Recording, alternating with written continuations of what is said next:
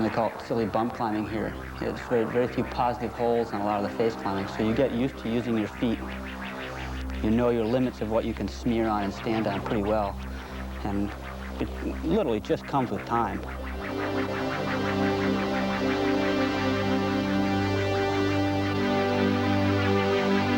A big thing too is you have to be really relaxed. Like you can't like kind of shake up these climbs because your feet will like skate off the rock. So that's a big thing for me. It's like I have to really concentrate really hard when I'm doing them.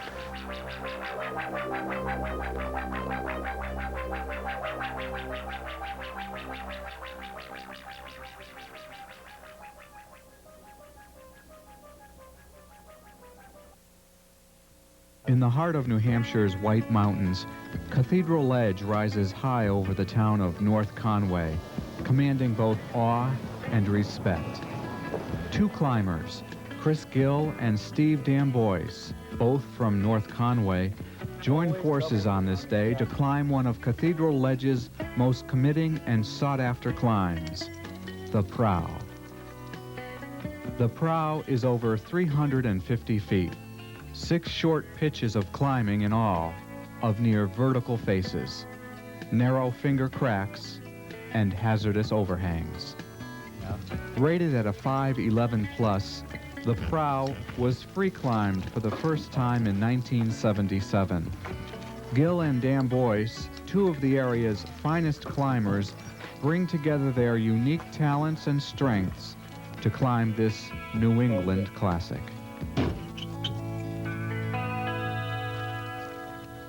It's a real classic route because it involves a whole bunch of different kinds of climbing. The first pitch is moderately hard, 5.9 plus, 10 minus maybe, slab climbing. That's not overly well protected. I don't trust some of the pegs up there. They've been there for years. They get pretty wet and they get rusted. And you just, every once in a while, hear of people being able to take them out with their fingers or falling and ripping stuff out. So if you can get a good stance and place your own gear, it seems a pretty logical thing to do. I tend not to trust, especially fixed pegs, unless I have to. This route that me and Chris did, called the Prow, is probably the best route I've done in North Conway. It's a really long route. I don't particularly like very long routes. I'm kind of into the Euro route, bolted routes. But this one is just, it involves a whole bunch of different types of climbing, stemming, jamming, a lot of slab climbing, which I'm not very good at, so it's really challenging for me. Even though it's a much lower grade than I usually climb at, it's still very, very challenging. Despite their common love of rock climbing, these two climbers bring different attributes to today's climb. Chris Gill, age 33, is a 15-year veteran to the sport from North Conway, New Hampshire. He prefers long, hard, free routes, similar to the Prow on Cathedral. First ascents of his include 7th Sojourn, rated a 512A, also on Cathedral. His climbing trademark, ripped shorts. Steve Damboise, age 23, is much newer to the sport, also from North Conway. He prefers bolted, high degree of difficulty Euro-style routes. First ascents of his include Flesh for Fantasy, a 513A at Band M in New Hampshire. His climbing trademark, a headband and sleeveless t-shirt. You stick your foot in that crack with those little tight shoes.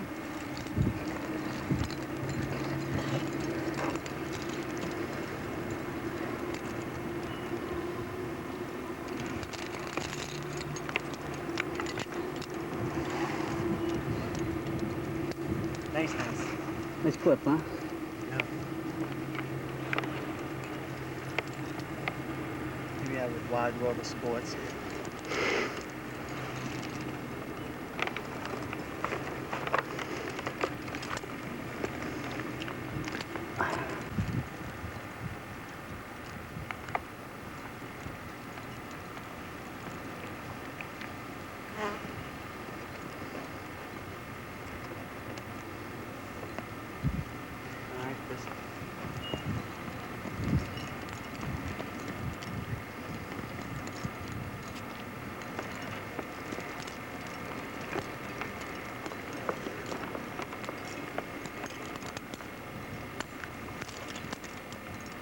second pitch it starts off with some real power moves over a bulge and ends up with some fairly delicate but strenuous face climbing.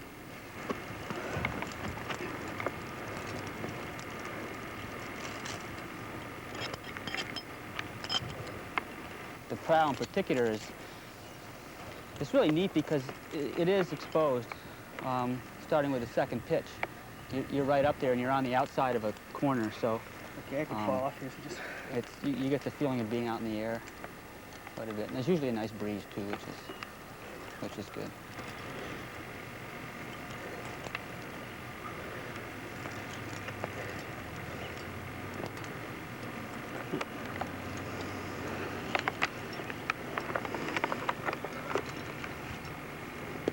What are you reaching to?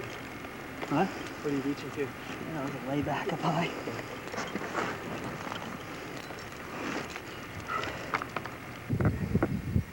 You're above my head.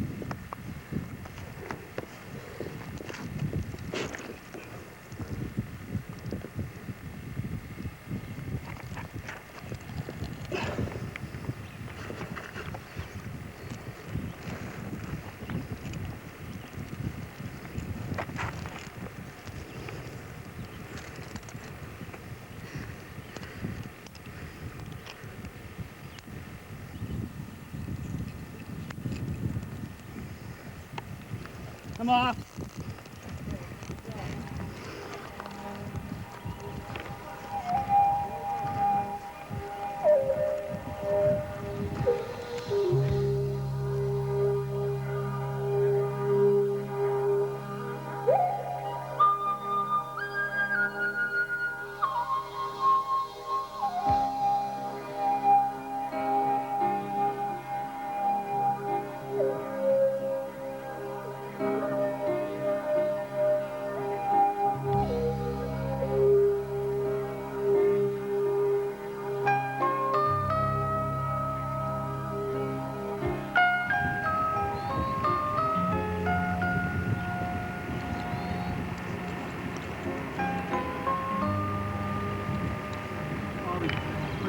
Climbers have to deal with more than just difficult rock sections.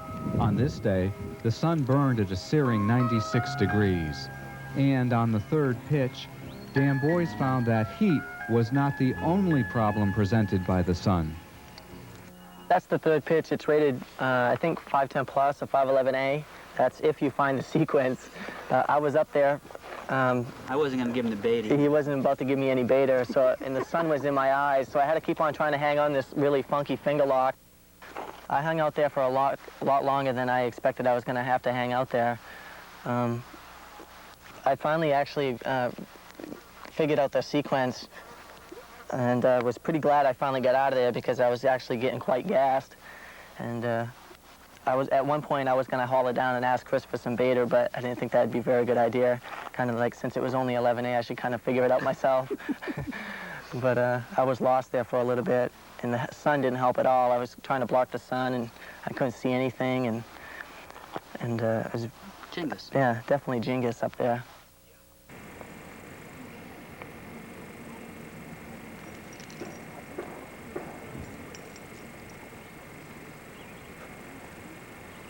Big jug out left. You can get it.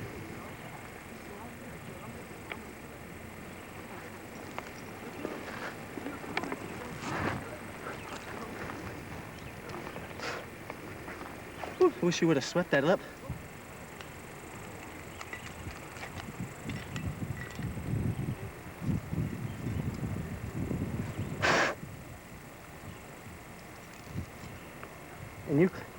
And And you cleaned this, huh? What? This crack? It was all full of dirt. Right. You couldn't have got your hand in there before. I believe it. Why? It's still full of dirt. Yeah, I know, but A lot better, I guess, huh? it needs a broom, really. Yeah.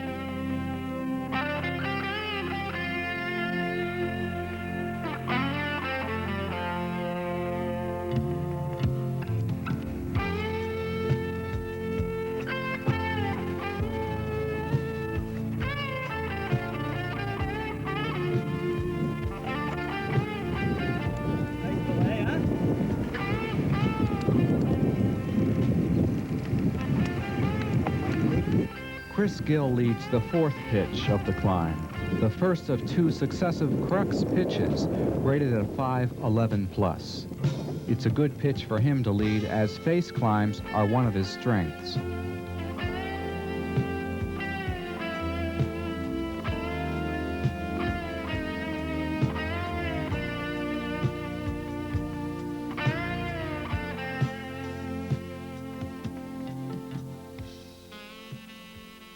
Well, you start off at a hanging belay. You have to climb up and right, unless you're a lot taller than me. Up and right to clip the protection. And then you have to down climb and climb up and left to do the moves. It's a whole sequence of vertical to overhanging wall and really small finger holds and sloping footholds. To gain the base of a crack, which is usually wet, was when we did the route. It's just very sort of committing and insecure holds to get some flared jams. I think I'm going to be permanently scarred from.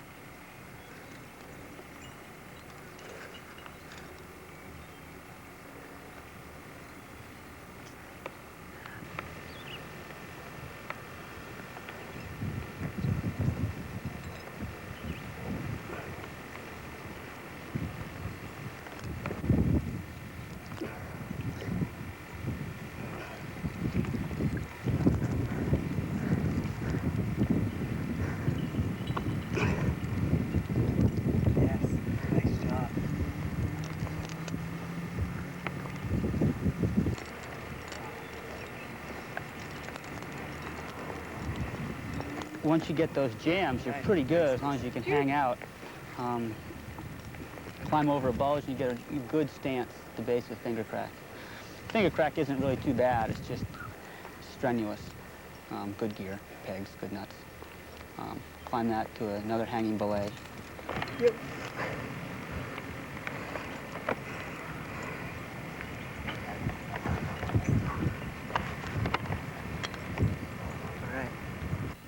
Each climber brings different strengths to the climb, making this a powerful climbing partnership.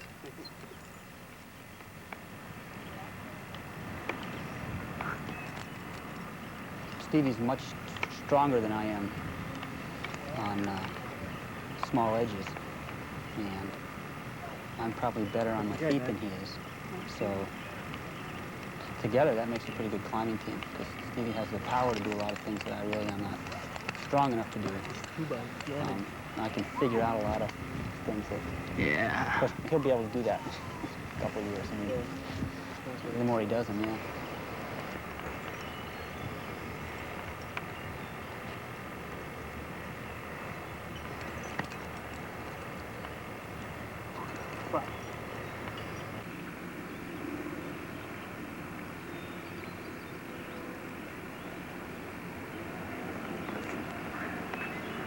Black.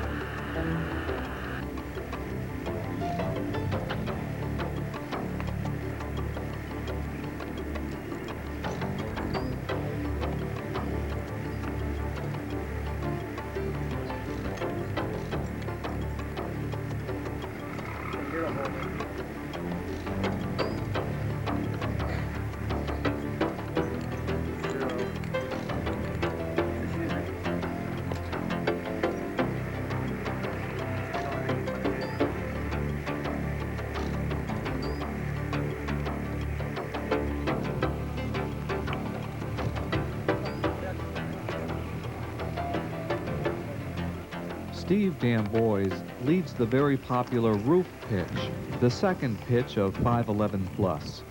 Being a strong upper body climber and not particularly fond of difficult feet work, the dihedral leading to the roof proves a good challenge for him.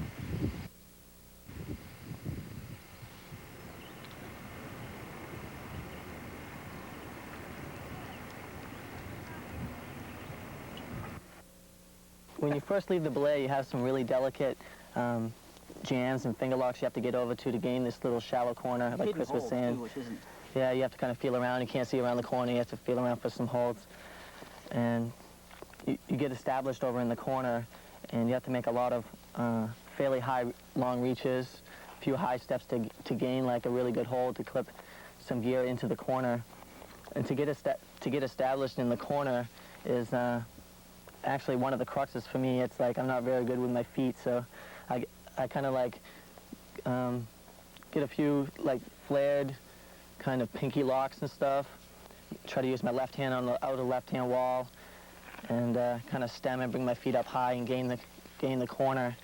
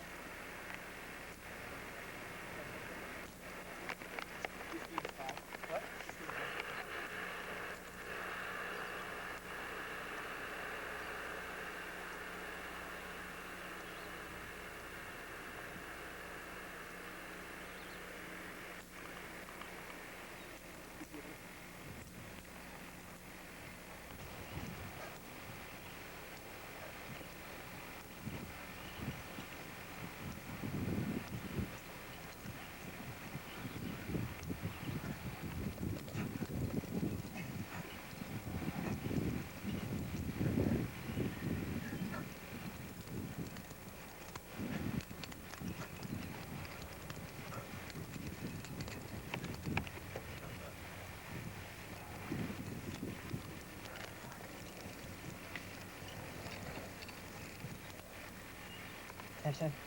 Yeah. With the hanging.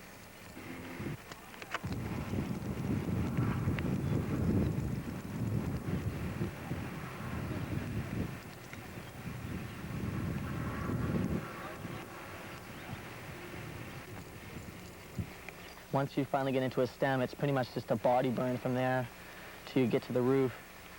It's like really fatiguing. The day I did it was about 96 degrees. It was very hot. My feet were like on fire. But I proceeded to work my way up the climb and got to the roof. You get to the roof and you have to do a couple hard undercling moves to reach above the lip of the roof to get to this really good hand lock. And once you get the hand lock, it's pretty much, you have to pull up on the hand lock to get to another hand lock. And from there, it's pretty much, you just got to stand up and you can grab a big bucket.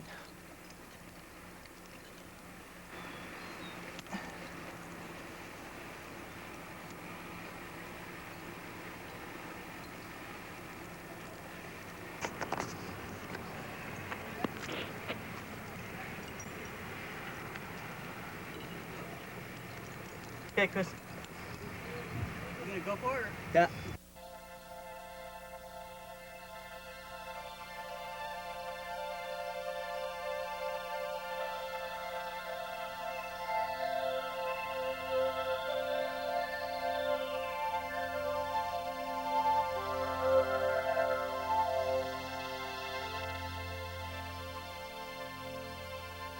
Well, I particularly was glad it worked out the way it did when me and Chris led it, because the roof pitch is fairly strenuous, and you know, you have to have some good endurance to kind of like hang in there and finally pull the lip of the roof and everything. The bottom pitches below that are really technical. For me, anyways, I'm not that good with my feet, so you kind of have to really stand on your feet a lot and use them very well. And when you finally gain the finger crack, it's not too bad. Just kind of like, that's when it comes in endurance again. And you know, it definitely still takes some technique to do finger cracks and stuff, but not as much to like pull on like tiny pebbles and stuff to get to climb. You have to really trust your feet, and it feels really insecure for me to climb things like that. It's just, you know, I just don't feel very comfortable on it.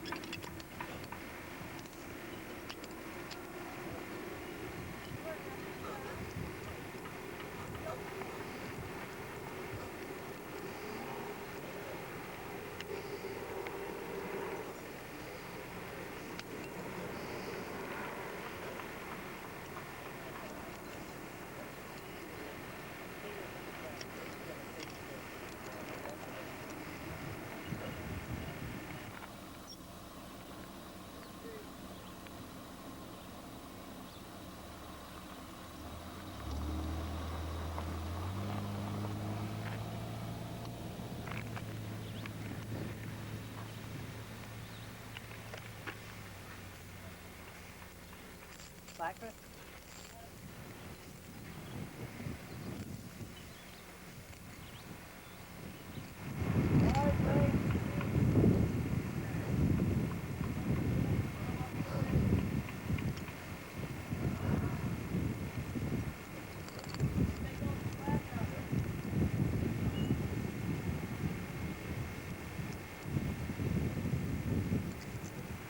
Although Chris seconds the roof pitch, climbing is by no means any easier.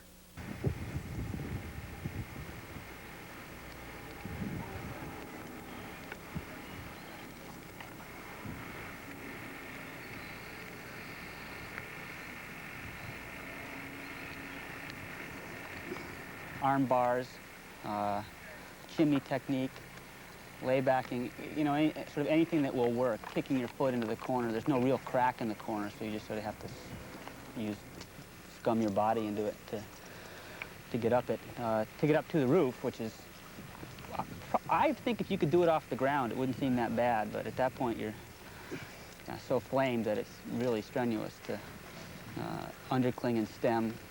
You have to get your body into a position where you can make a long reach up to a good hand jam. And then just sort of have to go for it. I almost hung myself because I had the rope wrapped around my neck somehow, seconding the pitch, going up to the roof. I twisted around my neck and then stood up. So I think if I had fallen off, I would have, I wouldn't have died, but Would have hurt your neck. would have had rope burns around my neck.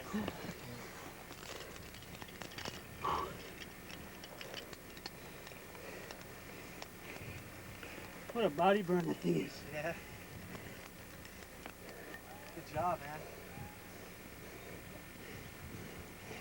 All tangled up and everything.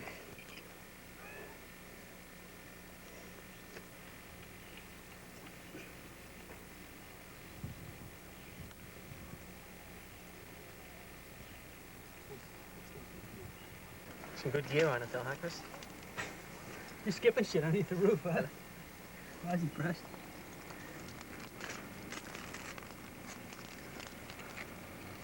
You want to take this pitch, Chris?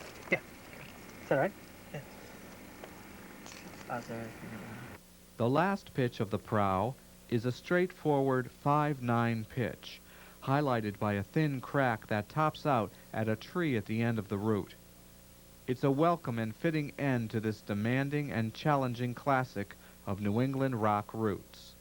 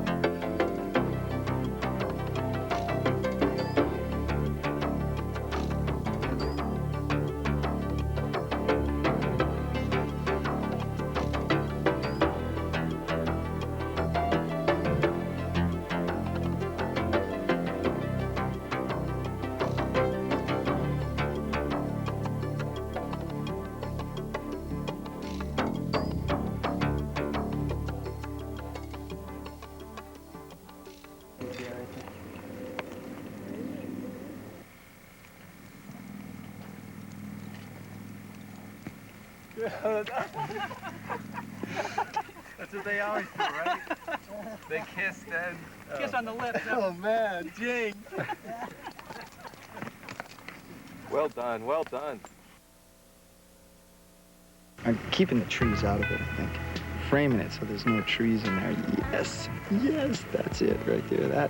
That shot right there. God, that's like perfect. Where you get that spread between the whole frame of the thing.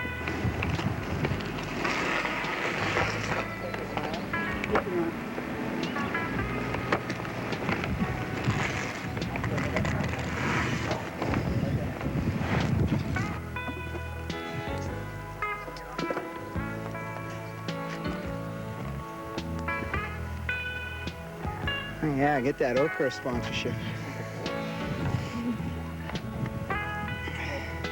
So how do you want to break up the pitches, Chris? Well, do you want to lead the roof?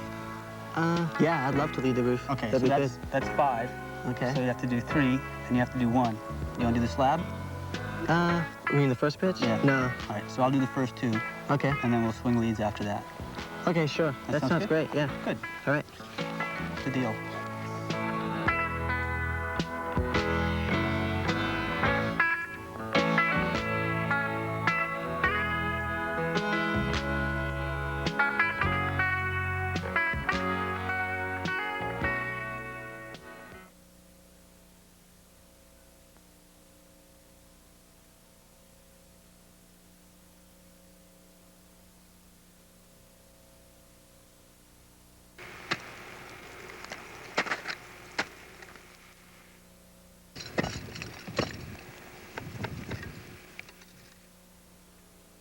Going to Willoughby was something I'd heard everyone talk about. You know, it's the place to go, the big routes. So I was definitely kind of wound up to get going.